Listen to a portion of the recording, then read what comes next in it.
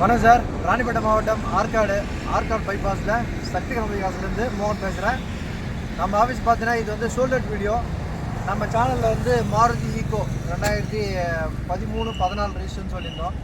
2014 model, 2014 red colour, சூப்பரான வண்டி, quality வண்டின்னு சொல்லியிருந்தோம். சார் வந்து விசாரத்துலேருந்து வந்தார், வண்டியை பார்த்தாரு, முடிச்சிட்டாரு.